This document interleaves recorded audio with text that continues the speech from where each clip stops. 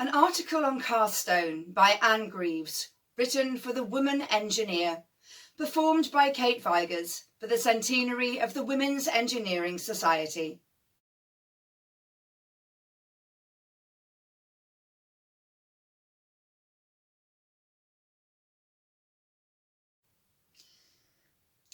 On every hand nowadays, industry is having to rehabilitate itself to meet new conditions, and nowhere does this hold good so much as in the oldest of them all, the stonemasons. Many factors have brought things to an acute crisis. The war intervened in this, as in many other trades, stopping the flow of young men coming forward to learn the craft. Since then, there has been a revolt amongst the young people entering occupations which are so arduous, unpleasant, and difficult. This leaves only amongst the stonemasons the few men who were there in pre-war days. Unfortunately, only a small percentage of these are worth very much after 40, as it has such a devastating effect upon the lungs. There's a real dearth of good men, and the result is that labour is both scarce and dear, thus making the finished articles so expensive as to be out of reach for many purposes. A new industry is therefore brought into being to cut out all the unnecessary and costly labour, just as the making of artificial silk has come to the fore.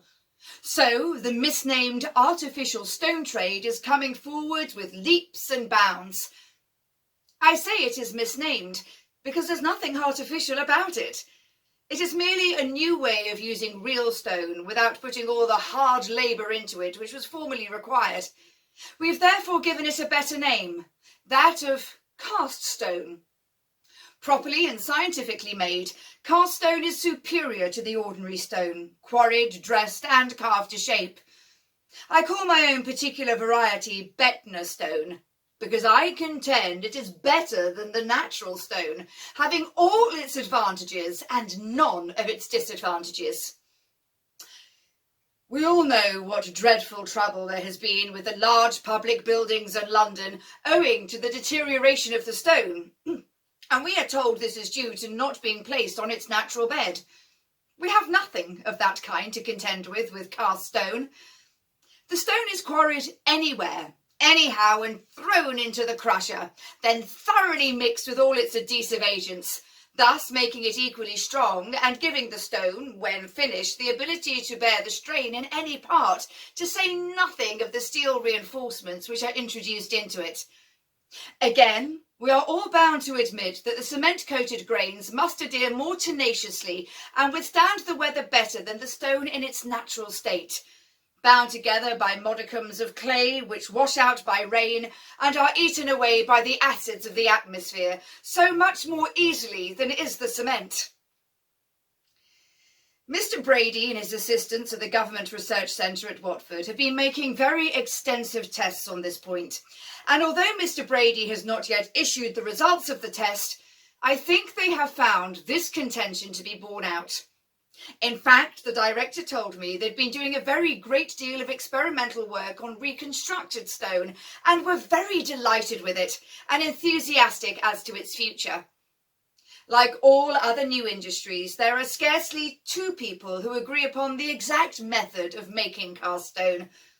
I do not propose to go into tiresome and technical details which would, I am sure, prove totally uninteresting to the readers of the Woman Engineer. I take it they are only concerned with its strength and wearing capacity, how it compares with real stone, and a general idea of how, in my opinion, it should be made and why.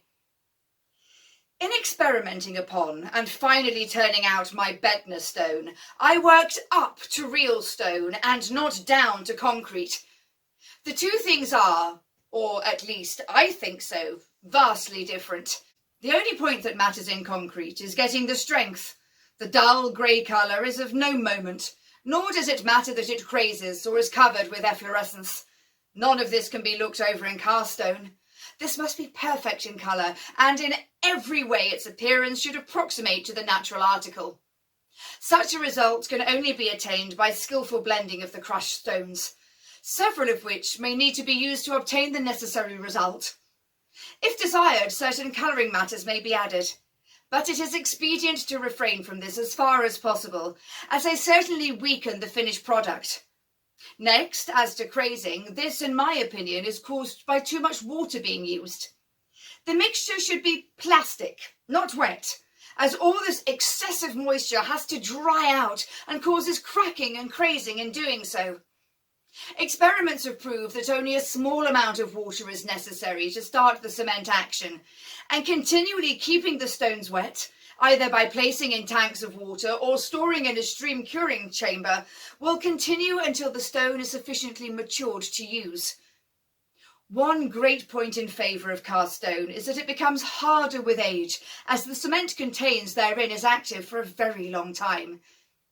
As previously stated, excessive water contained in the mix only wastes the cement and crazes the stone.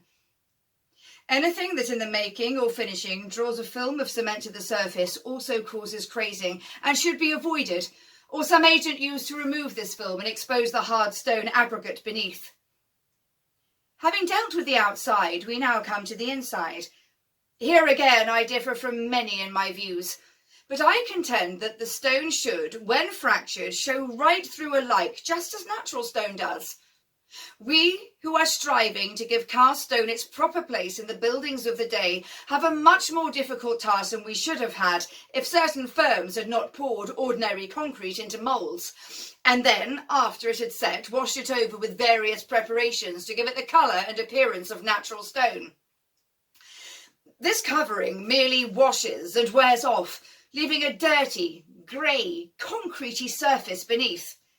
Worse still, some of them have made a core of inferior material, such as slag, cokebreeze, gravel, etc., and then coated it to a depth of about 1 inch with a mixture of crushed stone and cement. This looks very nice, but when it receives a knock after being placed in the building, it breaks away and leaves the horrible cheap centre showing, and the effect is hideous. The outside must be natural stone and right through the same, so that as in the course of time it is worn away by use, it merely presents the same appearance of that of the quarried and carved stone under similar conditions. To sum up, to be successful in this, as in all things, the substitute must closely, in all ways, approximate to the original article it replaces.